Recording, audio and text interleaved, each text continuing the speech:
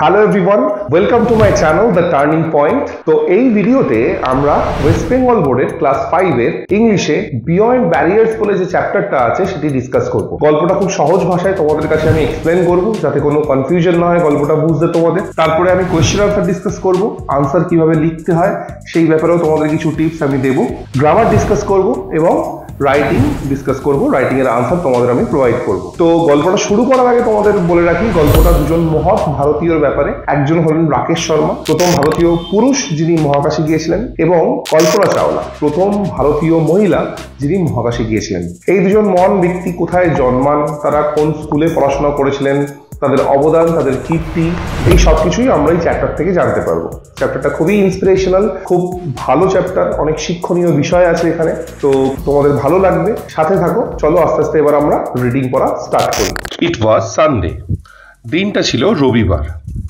Varun lay sick on his bed, Varun তার বিছানায় অসুস্থ হয়ে শুয়েছিল। লে মানে শুয়ে থাকা, সিক মানে অসুস্থ। He was very sad as he could not join his friends Ravi, Pinky and Osman for a picnic. সে তার বন্ধু রবি, পিঙ্কি এবং ওসমানের সাথে পিকনিকে যোগ দিতে না পারায় অত্যন্ত দুঃখিত ছিল। Varun's mother came into the room and asked him, How are you feeling, son? বরুণের মা ঘরে এসে তাকে জিজ্ঞাসা করলেন, তোমার এখন কেমন লাগছে? They must be having such a lot of fun at the picnic, mother, he said, sounding miserable. তখন খুব দুর্দশাগ্রস্ত অবস্থায় বরুণ উত্তর দিল তার মাকে যে তারা নিশ্চয়ই পিকনিকে খুব মজা করছে মা। তাকে কেন দুর্দশাগ্রস্ত শোনাচ্ছিল? মিজারেবল মানে দুর্দশাগ্রস্ত।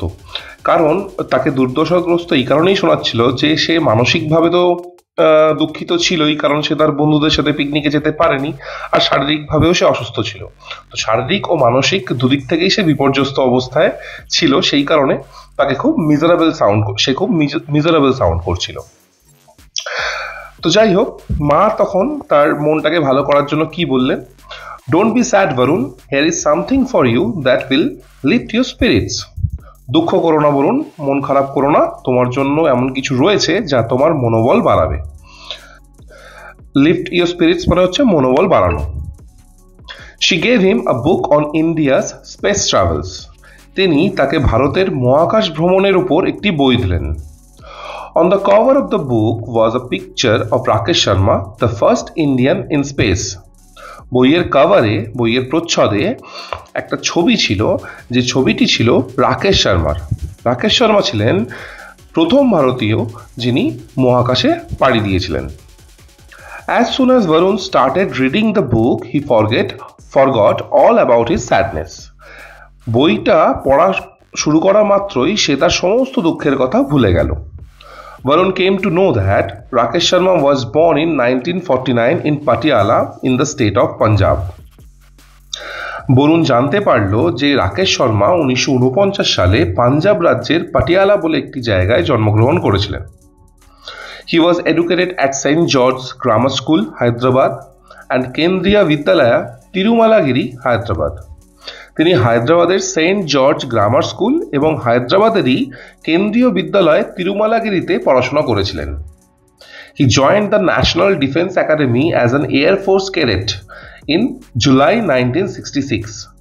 1966 সালের জুলাই মাসে তিনি বায়ুসেনার ক্যাডেট হিসেবে জাতীয় প্রতিরক্ষা একাডেমিতে যোগদান করেন। এয়ার ফোর্স মানে বায়ুসেনা, ক্যাডেট মানে হচ্ছে শিক্ষার্থী, সামরিক বিদ্যা শিক্ষার্থী, আর ন্যাশনাল ডিফেন্স মানে হচ্ছে জাতীয় প্রতিরক্ষা। তো 1966 সালের জুলাই মাসে তিনি ন্যাশনাল ডিফেন্স একাডেমিতে এয়ারফোর্স ক্যাডেট হিসেবে যোগদান করেন। On 3rd April 1984, Rakesh Sharma went on a journey to space on Soyuz T-11, a space shuttle. 1984 সালের 3রা এপ্রিল রাকেশ শর্মা মহাকাশগামী যান সোয়েজ T-11-তে মহাশূন্যে যাত্রা করেছিলেন। স্পেস শাটল মানে হচ্ছে মহাকাশগামী যান বা মহাকাশযান। He spent 7 days, 21 hours and 40 minutes in space. তিনি 7 দিন 21 ঘন্টা এবং 40 মিনিট মহাশূন্যে কাটিয়েছিলেন। He was asked by the then Prime Minister of India, Mrs. Indira Gandhi, what India looked like from space. তাকে ভারতের তৎকালীন, দাদেন মানে হচ্ছে তৎকালীন, তৎকালীন প্রধানমন্ত্রী শ্রীমতী ইন্দিরা গান্ধী জিজ্ঞাসা করেছিলেন মহাকাশ থেকে ভারতকে কেমন দেখতে লাগে। He replied, সারে জাহাঁ সে আচ্ছা, the best in the world. তিনি তখন জবাব দিয়েছিলেন যে সারে জাহাঁ সে আচ্ছা মানে সমস্ত বিশ্বের সেরা, সমস্ত দেশের থেকে ভারতকে দেখতে সুন্দর লাগে। Varun's mother came back into the room. বরুণের মা আবার কিছুক্ষণ বাদে ঘরে ফিরে এলেন। She asked her son, so did you like the book?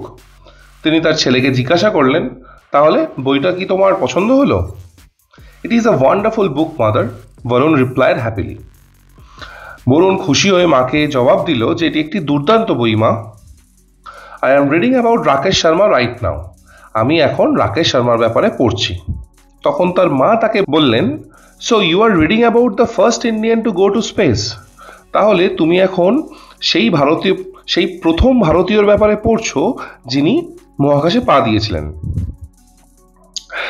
She sat on the bed beside her son and asked him, have you heard about Kalpana Chawla? তিনি ছেলের পাশে বিছানায় বসে তাকে জিজ্ঞাসা করলেন, তুমি কি কল্পনা চাওলার কথা শুনেছো? Varun closed the book and put his head on his mother's lap. Varun বইটি বন্ধ করে মায়ের কোলে তার মাথা রাখল। ল্যাপ মানে হচ্ছে কোল। His mother ruffled his hair lovingly and said, তার মা ভালোবেসে চুলটা তার ঘেঁটে দিয়ে তাকে বললেন, you will read all about her, but later. Now have your lunch and take rest for a while. মা ভালোবেসে তার চুলগুলো ঘেঁটে দিয়ে তাকে বললেন যে তুমি তার ব্যাপারে মানে কল্পনা চাওলার ব্যাপারে পড়বে কিন্তু পরে, এখন তোমার লাঞ্চ করো আর কিছুক্ষণ রেস্ট নাও। ফর আ ওয়াইল মানে হচ্ছে একটা ফ্রেজ, এই ফর আ ওয়াইল কথাটার অর্থ হলো কিছুক্ষণের জন্য। তো মা তাকে লাঞ্চ করে নিয়ে কিছুক্ষণের জন্য রেস্ট নিতে বললেন। Varun started reading about Kalpana Chawla in the evening. Varun সন্ধ্যায় কল্পনা চাওলা সম্পর্কে পড়া শুরু করলো। Kalpana Chawla was born in 1962 in Karnal in the state of Haryana.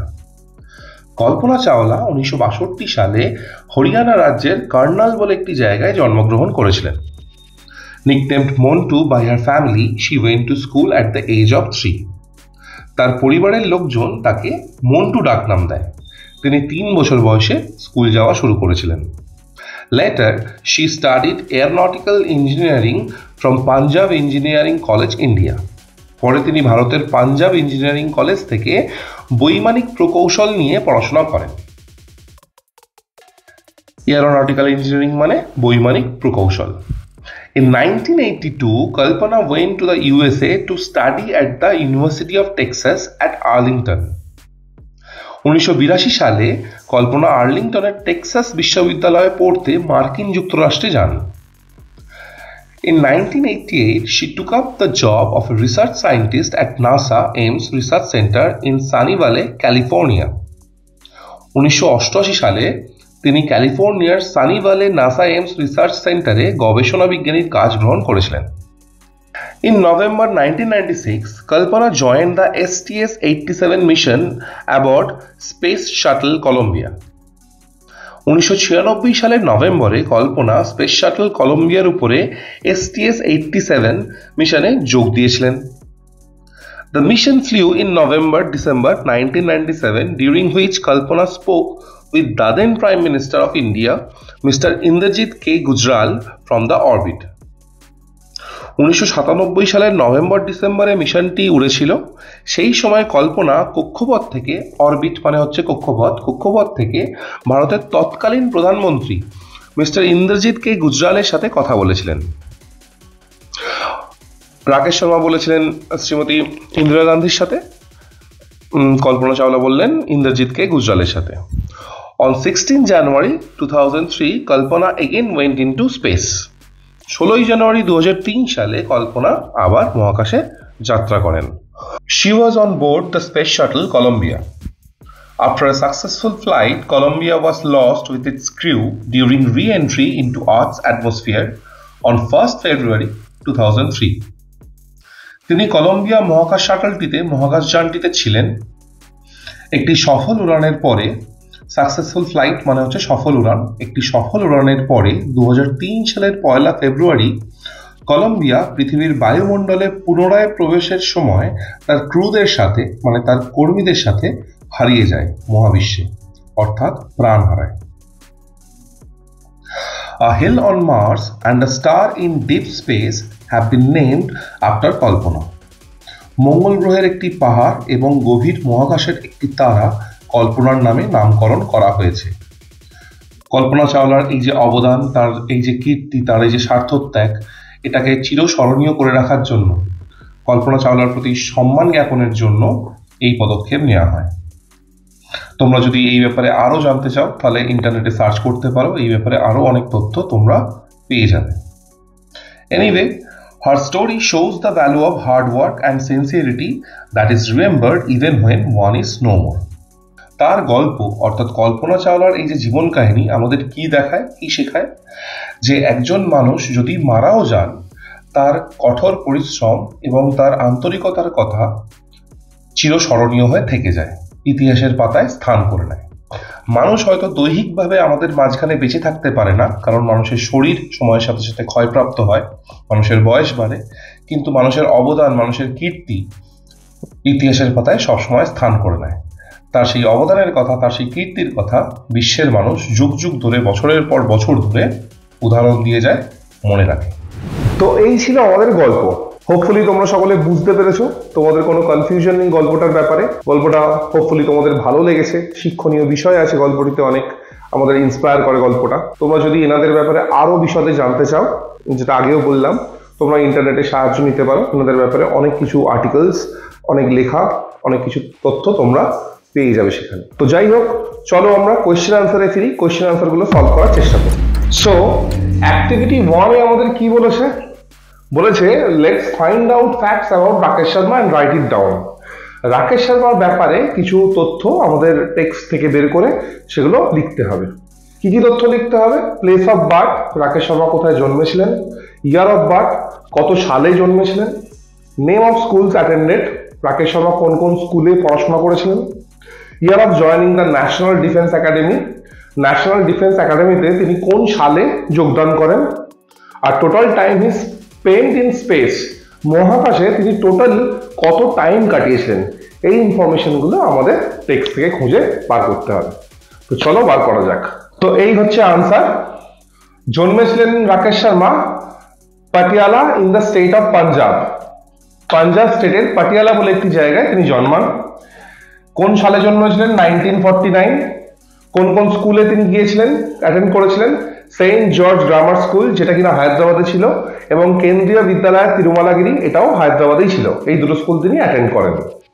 Year of joining the National Defence academy 1966, national Defence একাডেমিতে তিনি 1966 এ যোগদান করেন। আর স্পেসে, মহাকাশে তিনি টোটাল কতটা টাইম কাটিয়েছিলেন?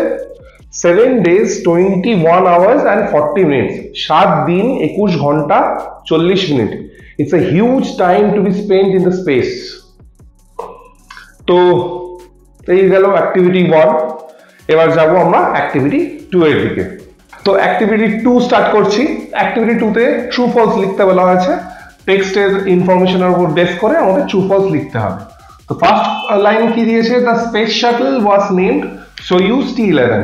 তো হ্যাঁ, মহাকাশযানটার নাম সোয়ুজ T11 ছিল, তো সেই জন্য ট্রু লেখা হয়েছে। Rakesh Sharma went into space in 1985, এটা ভুল ইনফরমেশন। 1985 এ তিনি যাননি, 1984 এ গেছিলেন, তো সেটা সেই জন্য ফলস হয়েছে। Indira Gandhi spoke to Rakesh Sharma, true. Indira Gandhi Rakesh শর্মার সাথে কথা বলেছিলেন রাকেশ শর্মা যখন মহাকাশে ছিলেন।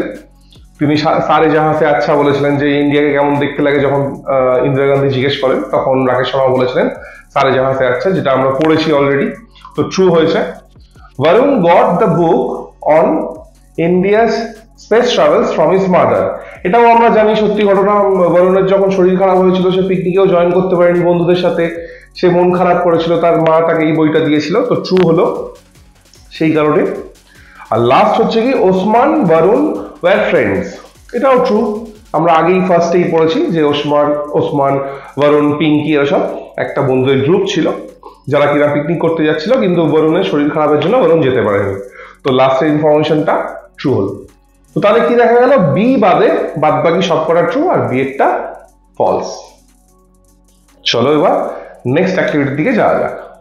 তো অ্যাক্টিভিটি 3 তে কি বলা হয়েছে, what do you want to be, তুমি কি হতে চাও আর কেন হতে চাও সেই ব্যাপারে 5টা লাইন লিখতে বলা হয়েছে। তো অনেকে অনেক কিছু হতে চাইতে পারে, কেউ পুলিশ হতে চাইতে পারে, কেউ ডক্টর হতে চাইতে পারে, কেউ লয়ার হতে চাইতে পারে, কেউ ইঞ্জিনিয়ার হতে চাইতে পারে, যে কেউ যা খুশি, কেউ পেন্টার, কেউ ডান্সার, কেউ সিঙ্গার। এটা তো মানুষের ন্যাক, মানুষের কোয়ালিটির ওপর ডিসাইড করছে কে কি হবে। তো যাই হোক, আমি এখানে খুব সিম্পল, খুব কমন যেটা ডক্টর লিখেছি, যে আমি বড় হয়ে ডক্টর হতে চাই। যাদের যাদের ডক্টর হওয়ার ইচ্ছে আছে তারা এই জিনিসটা ফলো করতে পারো, বা যাদের অন্য কিছু হওয়ার ইচ্ছে আছে তারা লিখতে পারো, সেটা তাদের যেটা হওয়ার ইচ্ছে তার ব্যাপারে 5 লাইন লিখে সেটা স্ক্রিনশট কমেন্টে পিন করতে পারো। আমি চেক করে তোমাদের ফিডব্যাক দিতে পারি যে লেখাটা কেমন হয়েছে। তো যাই হোক, আমি যেটা লিখেছি সেটা একবার পড়ে শোনাই। তো দেখো, বলছে I want to be a doctor. এরম ভাবেই এই লাইনটা দিয়েই শুরু করতে বলা হয়েছিল, বইতে ইনস্ট্রাকশন দেওয়া ছিল। তো সেরকম ভাবেই শুরু করেছি, I want to be a doctor, আমি একজন ডক্টর হতে চাই। It is a noble profession. এই ডক্টরিটা কি, একটা মহৎ কর্ম, মহৎ বৃত্তি। I want to serve my nation as well as the whole world. আমি শুধু আমার দেশই নয়, সারা বিশ্বের সেবা করতে চাই, বিশ্বের মানুষের আর কি সেবা করতে চাই। I will treat people who don't have enough money to visit a good doctor. আমি সেই সমস্ত মানুষকে ট্রিট করতে চাই, চিকিৎসা করতে চাই যাদের যথেষ্ট সামর্থ্য নেই একটা ভালো ডাক্তারের কাছে গিয়ে যে ট্রিটমেন্ট করাবে, যাদের এরকম সামর্থ্য নেই তাদেরকে আমি ট্রিট করতে চাই। I want to cure people as many as possible to make this world a better and healthy place. আমি যত বেশি সম্ভব লোককে কিওর করতে চাই, সারিয়ে তুলতে চাই, যাতে করে এই বিশ্বটা আরো ভালো এবং আরো সুস্থকর একটা জায়গায় পরিণত হয়। তো এই 5 লাইন লিখতে বলা হয়েছিল, 5 লাইনে তো এর বেশি কিছু লেখা যাবে না।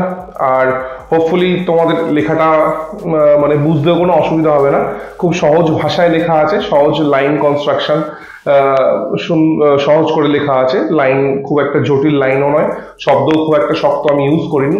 তো এটা যদি তোমাদের বুঝতে সুবিধা হয় এবং ভালো লেগে থাকে তাহলে তোমরা এটা ইউজ করতে পারো। আর ওই যে বললাম যে যদি তোমাদের অন্য কিছু হতে ইচ্ছে করে সেটা তোমরা নিজেরা লিখতে পারো, লিখে সেটা স্ক্রিনশট তুলে সেটা কমেন্টে পিন করতে পারো। আমি কিন্তু সেগুলোর ফিডব্যাক দেব। যদি কিছু ভালো হয় তো ভালো বলবো, যদি মিডিয়াম হয় তো মিডিয়াম বলবো, খারাপ হলে কি কি কারেকশন করা যেতে পারে সেগুলো আমি বলে দেবো। তো চলো তাহলে পরের অ্যাক্টিভিটির দিকে এগোনো যাক। তো আমরা চলে এসেছি অ্যাক্টিভিটি 4-এ। অ্যাক্টিভিটি 4-এ কিছু কোয়েশ্চেন দেওয়া আছে, সেগুলোর আনসার লিখতে হবে। তো চলো শুরু করা যাক। ফার্স্ট কোয়েশ্চেন কি, where was Kalpana Chawla born? তো আনসার কি, Kalpana Chawla was born in Karnal in the state of Haryana. তো সিম্পল, বই থেকে জাস্ট লাইনটা তুলে বসানো, বইতে পরিষ্কার লেখা আছে, সেখান থেকে ইনফরমেশন নিয়ে আনসারটা লেখা হয়েছে। তো হরিয়ানার কার্নাল বলে একটি জায়গায় কল্পনা চাওলা জন্মগ্রহণ করেন।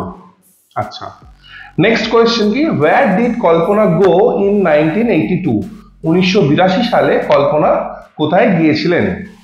তো 1982 সালে, যেহেতু ইয়ারের আগে সবসময় ইন প্রিপোজিশন ইউজ করতে হয়, তো ইন বসিয়েছি। ইন 1982 সালে, ডিড দিয়ে যেহেতু কোয়েশ্চেন আছে, মানে পাস্ট টেন্সে কোয়েশ্চেন আছে, আমাদের আনসারও পাস্ট টেন্সে দিতে হবে। তো ওয়েন্ট করেছি, গো করিনি। In 1982, Kalpana went to the USA to study at the University of Texas at Arlington. তো এটাও বইতেই দেয়া আছে, সিম্পল জিনিস, বই থেকে নিয়ে ইনফরমেশনটা বসানো। আমি সেন্টেন্সটা কিভাবে লেখা হয়েছে, কোন টেন্সে লেখা হয়েছে, কি প্রিপারেশন ইউজ করা হয়েছে সেটা একটু বুঝিয়ে দিতে চাইছিলাম। যেহেতু ইয়ারের আগে সবসময় ইন প্রিপারেশন ইউজ করা হয়, দেখো কোয়েশ্চেনে ইন দেয়া আছে তাই ইন বসেছে। আর যেহেতু ডিড দিয়ে কোয়েশ্চেন রয়েছে, মানে পাস্ট টেন্সে কোয়েশ্চেন রয়েছে, আনসারও আমাদের পাস্ট টেন্সেই দিতে হবে। তো কল্পনা ওয়েন্ট, গো আমরা গোজ করিনি, ওয়েন্ট করেছি। তো উত্তরের মানে কি হলো তাহলে, 1982 সালে কল্পনা ইউএসএ তে গেছিলেন, আর্লিংটনে যে টেক্সাস ইউনিভার্সিটি আছে সেখানে পড়াশোনা করবেন বলে। ঠিক আছে। তো number 3, what was Kalpana called by her family? কল্পনার ফ্যামিলির লোকজন, পরিবারের লোকজন কল্পনাকে কি বলে ডাকতেন? মন্টু বলে ডাকতেন, আমরা পড়েছি। তো Kalpana was called Montu by her family. কল্পনাকে ফ্যামিলির লোকেরা মন্টু ডাকনাম দিয়েছিলেন। আমাদের সকলেরই পরিচিত কোনো না কোনো মন্টু হয়তো থাকবেন, কেউ মন্টু কাকু, মন্টু জেঠু। আমাদের পাড়াতে এক মন্টু কাকু আছেন, তিনি যদি জানতে পারেন যে কল্পনা চাওলার নাম তার নামে ছিল, তিনি যাই হোক। এনিওয়ে, পরেরটায় যাওয়া যাক। What was the name of the space shuttle that was lost? যে স্পেস শাটলটা মহাশূন্যে হারিয়ে যায়, তো তার নাম কি ছিল? কোয়েশ্চেন ধরে পুরো আনসার দেওয়া হয়েছে। What was the name of the space shuttle বলেছে, আমরা কি লিখেছি? The name of the space shuttle that was lost, just একটা একটু এক্সট্রা পার্ট অ্যাড করেছি বই থেকে নিয়েই। That was lost after a successful flight. একটা সফল উড়ানের পর যে স্পেস শাটলটা মহাশূন্যে হারিয়ে যায়, সেটা কি? ওয়াজ কলম্বিয়া। তার নাম ছিল কি? Colombia. The name of the space shuttle that was lost after a successful flight was Columbia. Clear? আর কোয়েশ্চেন ধরেই আনসার দেওয়া হলো। What was the name of the space shuttle বলেছে, এই যে আমরা এখান থেকে কোয়েশ্চেনটাই লিখেছি, the name of the space shuttle, তারপরে ওয়াজটা বসিয়ে দিয়েছি, বসিয়ে দিয়ে আনসারটা লিখে দিয়েছি। এই হচ্ছে সিম্পল কোয়েশ্চেন আনসার দেওয়ার স্ট্রাকচার। কোয়েশ্চেন ধরে আমরা আনসার দেবো, যতক্ষণ পর্যন্ত নিজেদের বানানোর আনসার দরকার নেই ততক্ষণ বানানোর দরকার নেই। আমরা কোয়েশ্চেন ধরে আনসার দিতে পারি, বা বইয়ের থেকে ডিরেক্ট এমন কোয়েশ্চেন থাকে যেগুলো বইয়ের থেকে ডিরেক্ট লাইন তুলে বসিয়ে দিলেই আনসার কমপ্লিট হয়ে যায়। তো সেগুলো আমরা সেরকম ভাবেই করবো, ইজি হবে আমাদের জন্য কাজটা। তো যাই হোক, পরেরটায় দেখা যাক কি কোয়েশ্চেন দেওয়া আছে। When did Kalpana die? Kalpana Chawla কখন মারা যান? Kalpana died during re-entry into Earth's atmosphere on 1st February 2003. যখন পৃথিবীর অ্যাটমসফিয়ারে আবার পুনরায় প্রবেশ করতে যায় কল্পনা চাওলা কলম্বিয়া স্পেসশিপ নিয়ে, তখন তিনি মারা যান। ডেটটা কখন ছিল? ডেটটা ছিল 2003 সালের 1st February. What has been named after Kalpana? কল্পনার নামে কিসের নামকরণ করা হয়েছে? এখানে হ্যাজ বিন অ্যাকচুয়ালি ভুল দেওয়া হয়েছে, দুটো জিনিসের নামকরণ করা হয়েছিল, তো এখানে হ্যাভ বিন দেওয়া হলে ভালো হতো। তো আনসার লেখার সময় আমরা হ্যাভ বিনটা ইউজ করব, কারণ দুটো জিনিসের নামকরণ করা হয়েছে। একটা কি?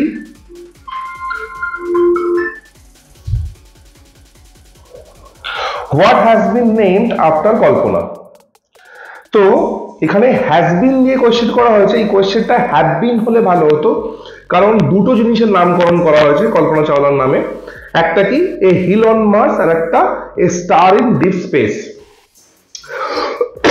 A hill on Mars and the star in deep space have been named after Kalpana. কল্পনার নামে, কল্পনা চাওলার নামে মার্সের একটা হিল মানে একটা পাহাড় এবং গভীর মহাকাশের এক তারার নামকরণ কল্পনা চাওলার নামে করা হয়েছে। তো দুটো জিনিস যেহেতু, সেই জন্য আনসারও আমরা হ্যাভ বিন ইউজ করেছি, কোয়েশ্চেনে হ্যাজ বিন দেয়া থাকলেও। তো এই গেল। আর আরেকটা জিনিস বলে রাখি যে এখানে কোয়েশ্চেনটা কিরকম ভাবে আমরা আনসারটা লিখেছি। এই যে হোয়াট রয়েছে, হোয়াটের জায়গায় শুধু আমরা আনসারটা বসিয়েছি। হোয়াটের জায়গায় কি জানতে চাওয়া হয়েছে? কিসের নামকরণ করা হয়েছে? হোয়াট মানে কি? তো এর জায়গায়, হোয়াটের জায়গায় দুটো আনসার লিখে দিয়েছি, এ হিল অন মার্স আর a star in deep space, এই দুটো বসিয়ে দিয়েছি শুধু হোয়াটের জায়গায়। তারপরে যা আছে সেম টু সেম লিখে দিয়েছি। হ্যাজ বিনটা পাল্টে হ্যাভ বিন করে দিয়েছি, তারপরে নেমড আফটার কল্পনা, নেমড আফটার কল্পনা। কোয়েশ্চেন ধরে পুরো আনসার দেওয়া হয়েছে। হোয়াটের জায়গায় আনসার বসিয়েছি জাস্ট দুটো, আর বাদ বাকি যেরকম আছে সেরকম লিখে দিয়েছি। তো হোপফুলি কোয়েশ্চেনের আনসার গুলো তোমাদের বুঝতে অসুবিধা হলো না, তো তাড়াতাড়ি মুখস্থ করে ফেলো। তো চলো এবার আমরা নেক্সট অ্যাক্টিভিটির দিকে এগিয়ে যাই। চলো তাহলে অ্যাক্টিভিটি 5 শুরু করা যাক। অ্যাক্টিভিটি 5 এ যেটা বলেছে, বেশ কয়েকটা নাম দিয়েছে, যে নামগুলো আমি লিখেছি। এবার বলেছে all this words are names, now fill in the table, one is done for you. মানে কি, এই যে নামগুলো, কোনটা নেম অফ আ পার্সন, কোনটা মানুষের নাম, যেগুলো এখান থেকে মানুষের নাম আছে সেগুলো মানুষের নামে লিখতে হবে। নেম অফ প্লেস, এই নামগুলোর মধ্যে যেগুলো কোনো জায়গার নাম সেগুলো এই রোতে লিখতে হবে। আর নেম অফ থিংস, কোনো জিনিসের নাম, এখান থেকে যেগুলো জিনিসের নাম সেগুলো এখানে লিখতে হবে। তো চলো আনসারটা সলভ করা যাক, কোয়েশ্চেনটা সলভ করা যাক। তো এই হচ্ছে আমাদের আনসার রেডি হয়ে গেছে।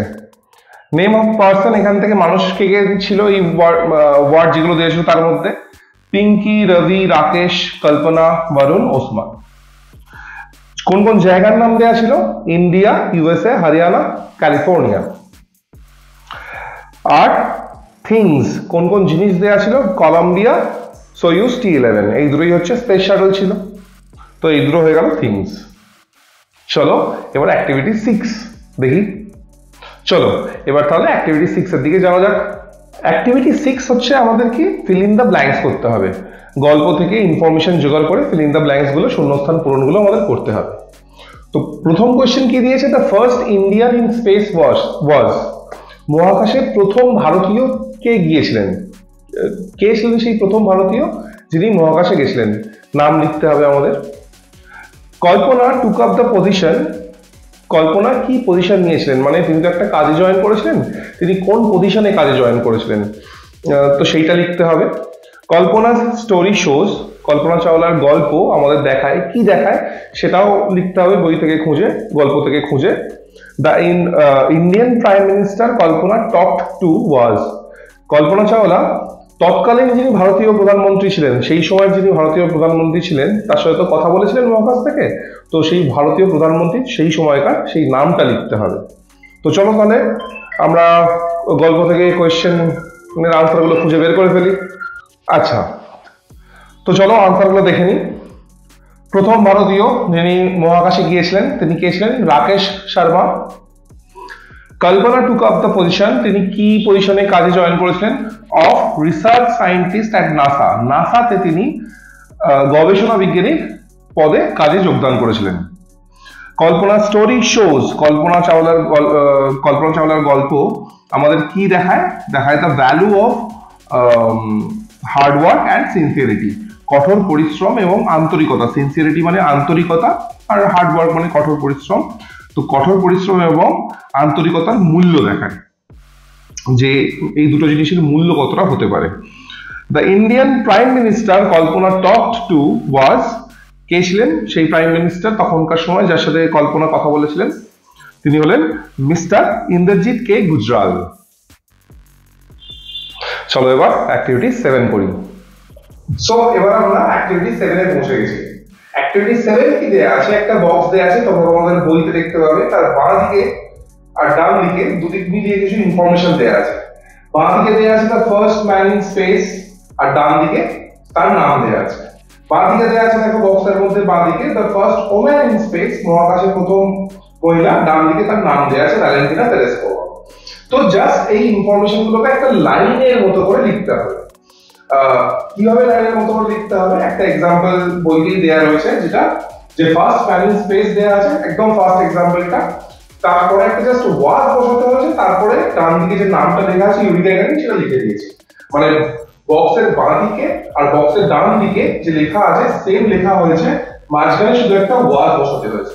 যেহেতু এনারা সবাই পাস্টের কথা বলা হচ্ছে, এনারা সবাই পাস্টে ছিলেন, এখন আর তারা জীবিত নন, সেই কারণে আমরা ওয়াজ ইউজ করছি। তো চলো এক করে দেখে নিই আনসার গুলো। The first man in space was, প্রথম মহাকাশে যে প্রথম মানুষ গিয়েছিলেন তিনি ছিলেন Yuri Gagarin. The first woman in space was, যিনি প্রথম মহিলা হিসেবে মহাকাশে যান, প্রথম মহিলা যিনি, তিনি হলেন Valentina Tereshkova. The first man to walk in space, প্রথম মানুষ যিনি মহাকাশে হেঁটেছিলেন তিনি ছিলেন Alexei Leonov. Alexei Leonov. The first woman to walk in space was, প্রথম মহিলা যিনি মহাকাশে হেঁটেছিলেন তিনি কে? Svetlana Savitskaya. Svetlana Savitskaya. আর first animal in space was, প্রথম যে পশু, যে প্রাণীকে স্পেসে নিয়ে যাওয়া হয়, যে স্পেসে গিয়েছিল যে প্রথম প্রাণী, সে হলো লাইকা। একটা কুকুর ছিল সে, লাইকা দ্য ডগ। চলো এবার নেক্সট অ্যাক্টিভিটি। চলো তাহলে, তো এই হলো অ্যাক্টিভিটি 7। তো এর সাথে মোটামুটি আমাদের question answer, true false, fill in the blank এইসবের পার্ট শেষ হচ্ছে, এর পরের অ্যাক্টিভিটি থেকে গ্রামার শুরু হচ্ছে। চলো দেখা যাক কি নতুন গ্রামার শেখা যায়। সো এবার আমরা চলে এসেছি আমাদের গ্রামার সেকশনে। তো এখানে আমরা আজকে একটা এই চ্যাপ্টারের নতুন জিনিস শিখবো, সেটা হচ্ছে প্রেজেন্ট কন্টিনিউয়াস টেন্স। তো চলো বইতে যেটা লেখা আছে সেগুলো পড়ি। তো কি বলছে, লেটস লার্ন বলেছে, let's read the following sentence. তো বলছে I am reading about Rakesh Sharma right now. I am reading about Rakesh Sharma right now. তো আমি এখন রাকেশ শর্মার ব্যাপারে পড়ছি। The words am reading show a continuous ongoing action that takes place in the present. এই যে am reading, এই ভার্ব ফর্মটা, এটা একটা ভার্ব ফর্ম। তো ভার্বের একটা গঠন, যেমন ফার্স্টে am বসেছে, বি ভার্ব বসেছে, তারপরে main verb read, IAD read, তার সাথে আইএনজি যোগ হয়েছে।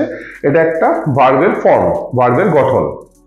তো এই ভার্ব ফর্মটা কি দেখাচ্ছে, একটা continuous ongoing action that tax place in the present but has not finished it. এমন একটা অনগোয়িং অ্যাকশন মানে চলছে এরকম একটা কাজ দেখাচ্ছে, যে কাজটা বর্তমানে প্রেজেন্টে চলছে, শেষ হয়নি।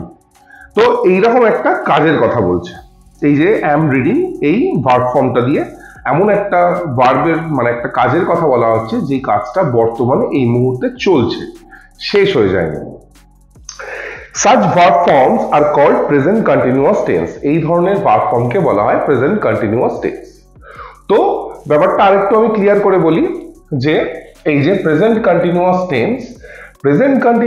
tense মানে হচ্ছে এখন এই মুহূর্তে যে কাজটা ঘটে চলেছে তাকে আমরা present continuous tense বলতে পারি। যেমন কি এই যে আমি কথা বলছি এই মুহূর্তে, তুমি শুনছো, তোমরা শুনছো বা ভিডিওটা দেখছো, বা ধরো মা রান্না করছেন বা বাইরে বৃষ্টি হচ্ছে, মানে এই মুহূর্তে ওপরে ফ্যান চলছে, মানে এই মুহূর্তে যে কাজটা ঘটে চলেছে, কন্টিনিউ রয়েছে, থেমে যায়নি, শেষ হয়ে যায়নি, কন্টিনিউ চলছে, সেটাকেই আমরা প্রেজেন্ট কন্টিনিউয়াস টেন্স বলবো। তো প্রেজেন্ট কন্টিনিউয়াস টেন্স তো কাকে বলে আমরা জানলাম, কিন্তু প্রেজেন্ট কন্টিনিউয়াস টেন্সে যদি কেউ আমাকে একটা লাইন লিখতে বলে বা বলতে বলে, তাহলে আমরা কিভাবে বলবো? তার জন্য আমরা একটা রুল ফলো করব। এইটা হচ্ছে প্রেজেন্ট কন্টিনিউয়াস টেন্সে কোনো সেন্টেন্স লেখার রুল। সেটা কি, ফার্স্টে সাবজেক্ট বসাতে হয়, তারপরে বি ভার্ব বসাতে হয়। অ্যাম, ইজ, আর, তিনটের মধ্যে যে কোনো একটা বসবে। সাবজেক্ট ওয়াইজ এটা চুজ করব। তারপরে কি, ভার্বের সাথে আইএনজি যোগ করতে হয়।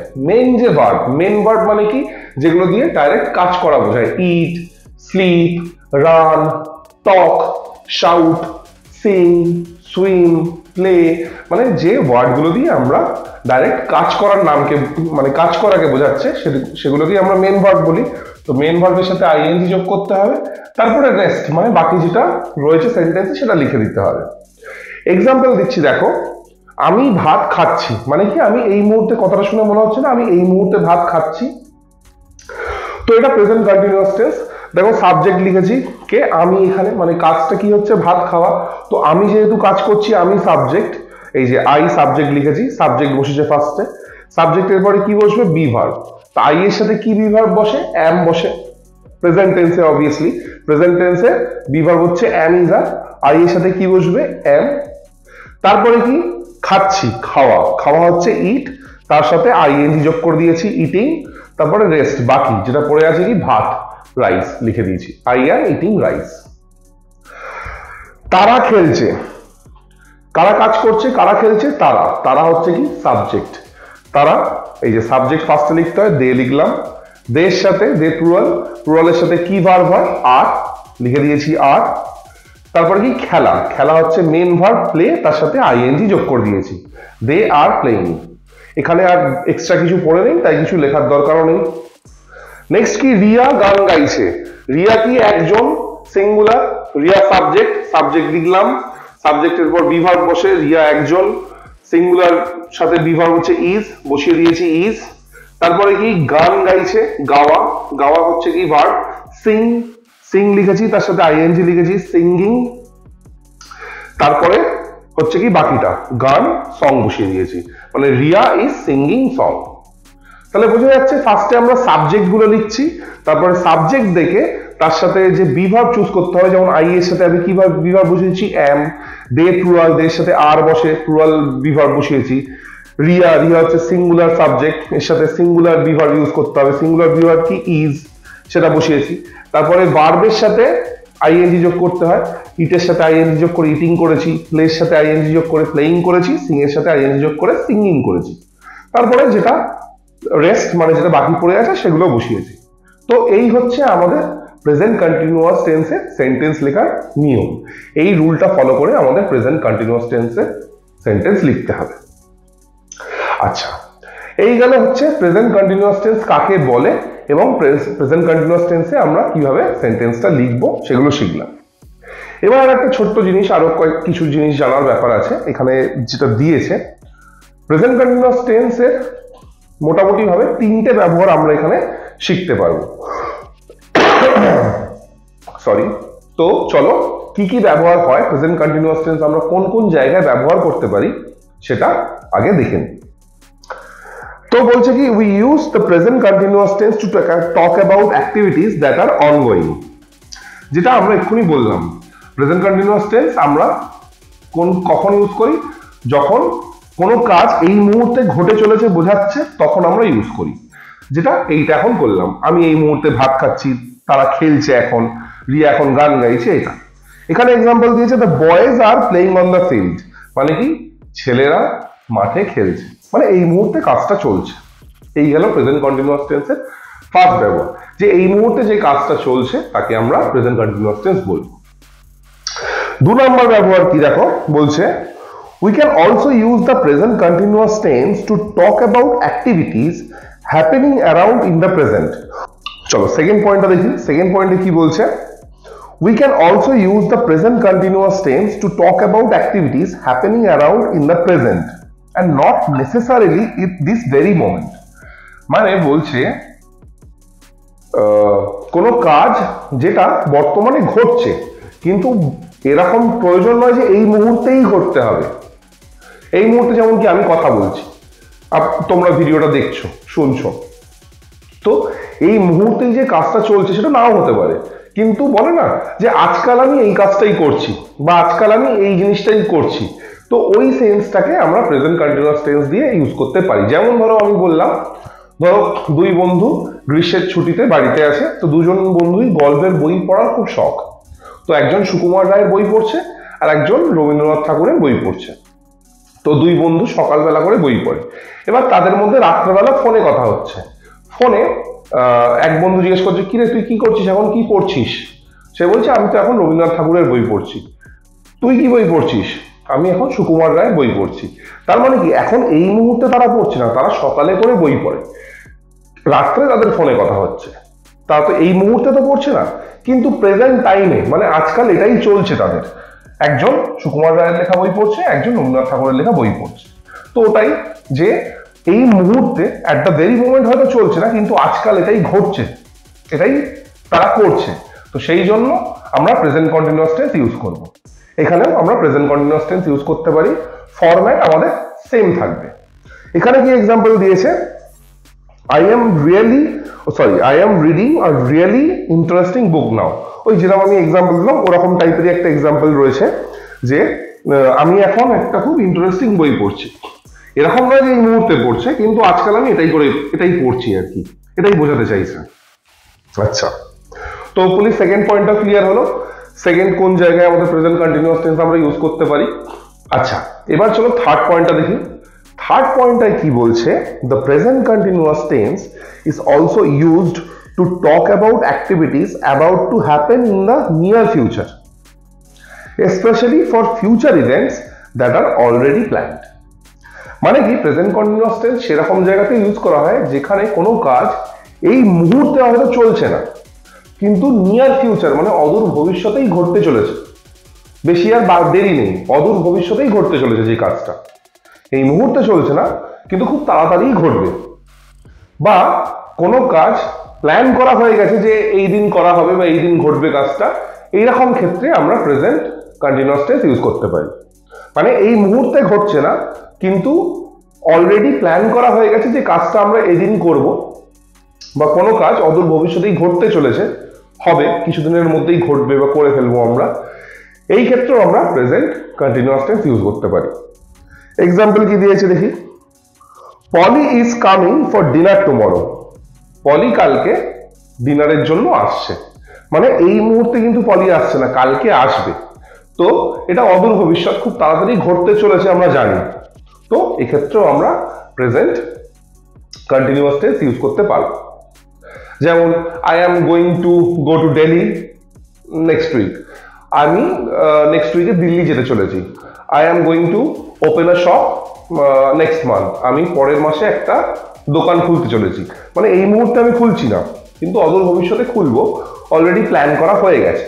তো এক্ষেত্রেও আমরা ওই প্রেজেন্ট কন্টিনিউয়াস টেন্স ইউজ করতে পারবো। তো হোপফুলি প্রেজেন্ট কন্টিনিউয়াস টেন্সের তিনটে ব্যবহার, কোন কোন জায়গায় প্রেজেন্ট কন্টিনিউয়াস টেন্স ইউজ হয় সেটা তোমাদের বোঝাতে পারলাম। তিনটে জায়গায় হয়, চলো একবার কুইক রিভাইজ করে নিই। এক তো হচ্ছে যে কাজটা এই মুহূর্তে ঘটে চলেছে, সরি। সেকেন্ড, যে কাজটা এক্ষুনি এই মুহূর্তে ঘটছে না কিন্তু আজকাল এটাই আমি করছি, কিন্তু এই জাস্ট এই মুহূর্তে হচ্ছে না কিন্তু এটাই আমি করছি আজকাল, সেক্ষেত্রে প্রেজেন্ট কন্টিনিউয়াস টেন্স। আর থার্ড হচ্ছে যে কাজটা এই মুহূর্তে চলছে না কিন্তু অদূর ভবিষ্যতে হবে, আমরা জানি হবে বা আমরা অলরেডি প্ল্যান করে ফেলেছি যে কাজটা ঘটবে বা হবে। তো এই তিনটে ক্ষেত্রে আমরা প্রেজেন্ট কন্টিনিউয়াস টেন্স ইউজ করতে পারবো। আর এই যে হচ্ছে প্রেজেন্ট কন্টিনিউয়াস টেন্সের রুলস, এই হচ্ছে এক্সাম্পল, আগেই অলরেডি এক্সপ্লেন করেছি কিভাবে রুলস ইউজ করে আমরা লাইনগুলো লিখবো। তো এই ফরম্যাট ইউজ করে তোমরা খুব সহজেই প্রেজেন্ট কন্টিনিউয়াস টেন্স লিখতে পারবে, কোনো লাইন লিখতে পারবে। তো চলো এবার বইতে যে এক্সারসাইজটা দেওয়া আছে সেই এক্সারসাইজটা কমপ্লিট করে ফেলি। চলো তাহলে অ্যাক্টিভিটি 8টা শুরু করা যাক। আচ্ছা ঠিক আছে, তো তোমরা সামনে বইটা নিয়ে নাও, তাহলে তোমাদের সুবিধা হবে, যদি তোমাদের সামনে বই থাকে তোমাদের বুঝতে সুবিধা হবে। তো শুরু করছি, কি বলেছে দেখো, অ্যাক্টিভিটি 8 বলছে feel in the blanks with the present continuous forms of the verbs in the brackets. তো এই লাইনগুলোতে দেখো একটা শূন্যস্থান দেওয়া আছে, তার পাশে ব্র্যাকেটে একটা ভার্ব দেওয়া আছে, এই ভার্বগুলোর প্রেজেন্ট কন্টিনিউয়াস ফর্ম ইউজ করে আমাদের শূন্যস্থান পূরণ করতে হবে।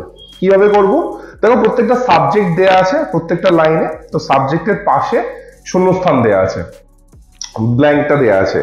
তো সেইখানে আমাদের সাবজেক্ট ওয়াইজ আগে একটা বি ভার্ব বসাতে হবে, তারপর ব্র্যাকেটে যে মেন ভার্বটা আছে তার সাথে একটা আইএনজি লাগিয়ে দিতে হবে, এটাই আমাদের কাজ, তাহলেই আমাদের টাস্ক কমপ্লিট।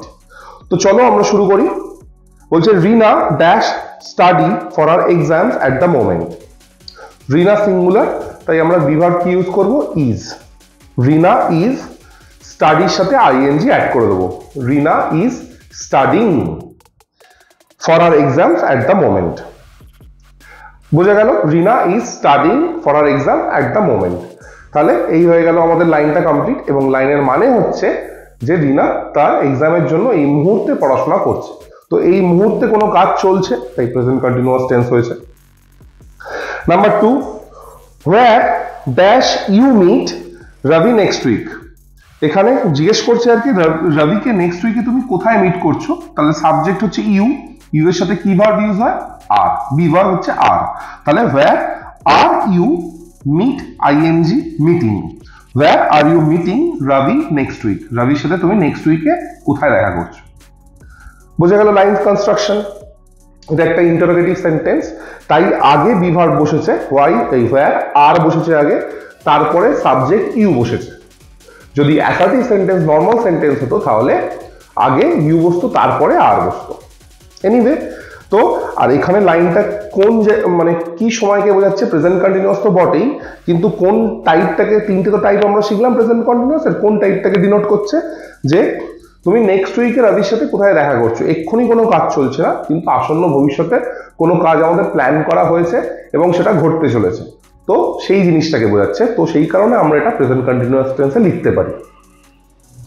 থার্ডে কি বলেছে, পিঙ্কি সিঙ্গুলার, ইজ কামিং, কামের সাথে আইএনজি যোগ করে coming, Pinky is coming to my place tomorrow. Pinky singular, তাই ইজ বি ভার্ব, কামের সাথে ING coming, Pinky is coming to my place tomorrow.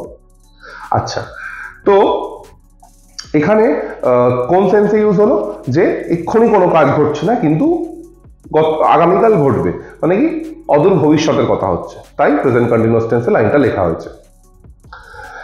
Number 4, they plural, তার সাথে আর বি ভার্ব, দে আর, প্লের সাথে ING playing, they are playing football now.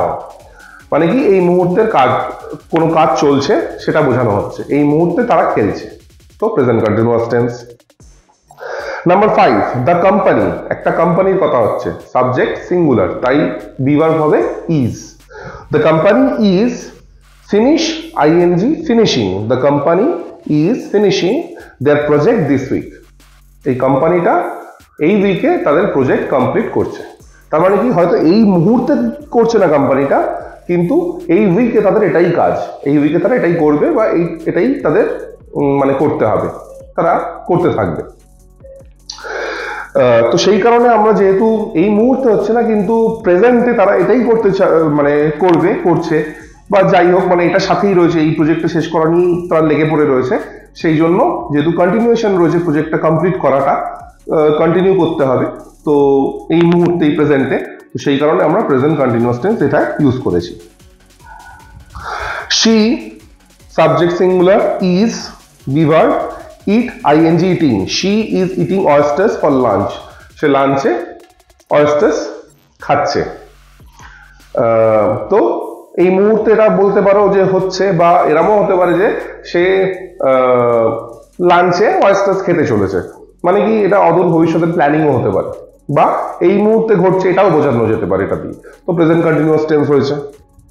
Rubina subject singular, তাই কি use করব, বিভার্ব ইজ, রুবিনা ইজ, এটা নেগেটিভ সেন্টেন্স তাই নট, তারপরে গো এর সাথে go main verb ING going, Rubina is not going to Kolkata next week, Rubina next উইকে কলকাতা যাচ্ছে না, মানে এটা কি এই মুহূর্তের কথা হচ্ছে না কিন্তু অদূর ভবিষ্যতের কথা হচ্ছে, হয়তো নেক্সট উইকে যাওয়ার কথা ছিল, সে যাচ্ছিল কিন্তু ক্যান্সেল হয়েছে বা কিছু একটা হয়েছে, সেই জন্য মোট কথা কলকাতা সে রুবিনা যাচ্ছে না, মানে অদূর ভবিষ্যতের কথা হচ্ছে, সেই কারণে প্রেজেন্ট কন্টিনিউয়াস টেন্সে লাইনটা লেখা হয়েছে।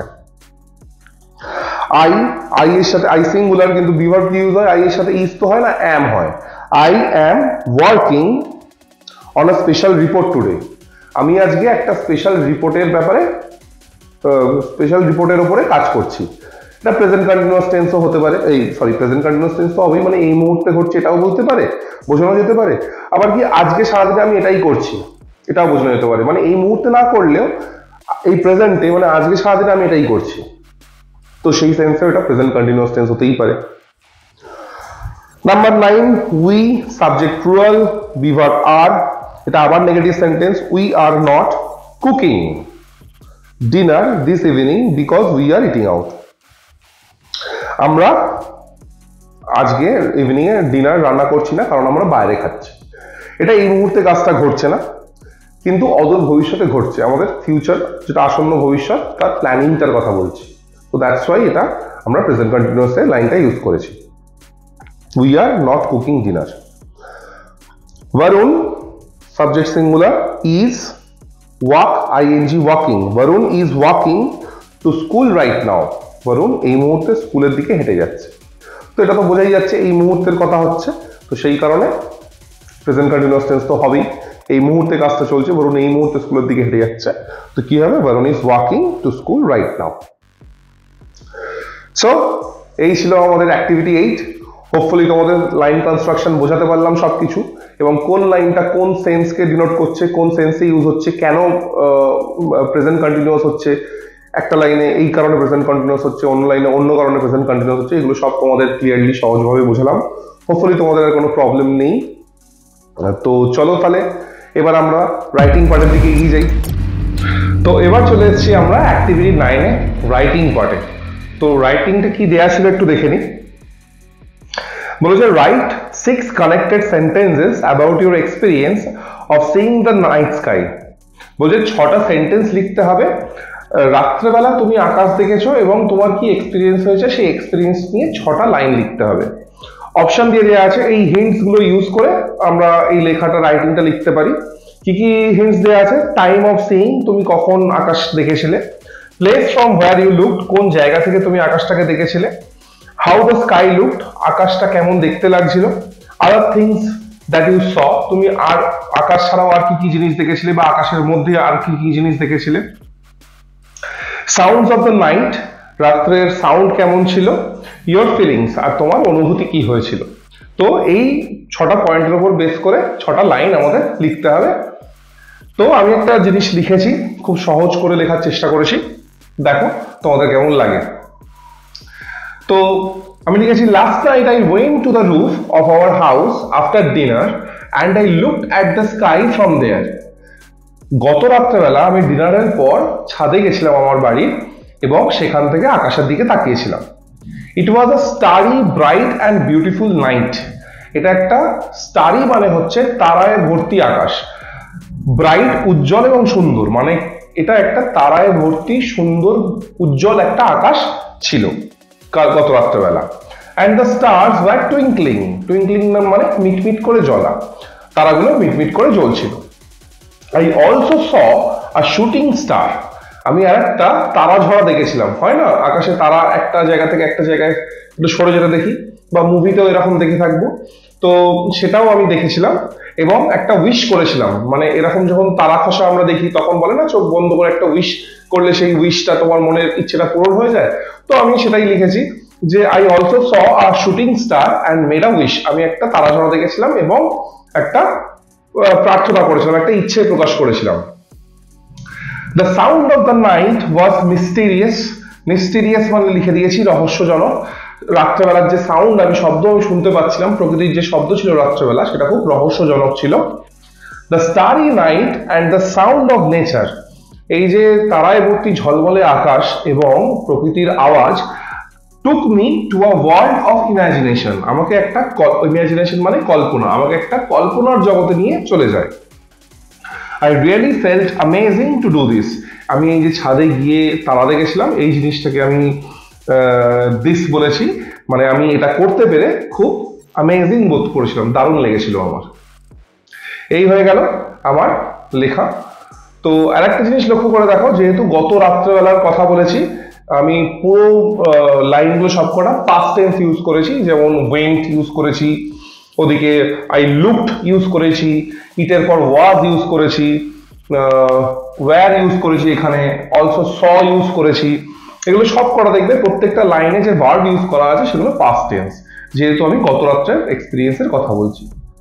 তো এই হয়ে গেল আমাদের রাইটিং। হোপফুলি সহজ ভাবে তোমাদের বোঝাতে পারলাম, তোমাদের ভালো লাগলো। যদি মনে হয় এটা তোমাদের ভালো লেগেছে বা হেল্প হচ্ছে, তো তোমরা এটাকে ইউজ করতে পারো।